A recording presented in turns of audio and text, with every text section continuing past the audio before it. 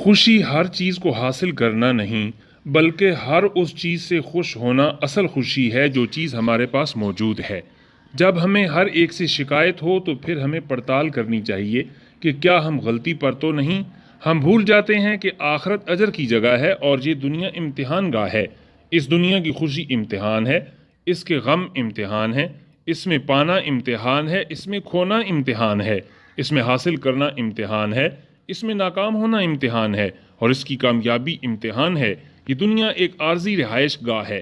یہ وہ جگہ ہے جہاں ہمیں اللہ کی اطاعت کرنی چاہیے اور اپنی مرضی پر زور نہیں دینا چاہیے۔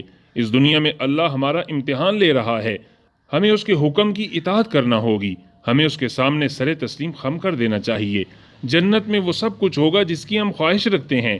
وہاں اللہ کو آزماؤ، اس سے مانگو، جو کچھ تم چاہتے ہو وہ تمہیں ملے گا۔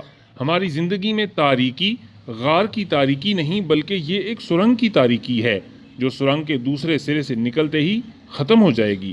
لہٰذا ہمیں اپنا سفر جاری رکھنا چاہیے۔ اللہ سبحانہ و تعالیٰ اس عمل کو پسند کرتے ہیں جو تواتر سے کیا جائے، اگرچہ وہ بہت ہی چھوٹا کیوں نہ ہو۔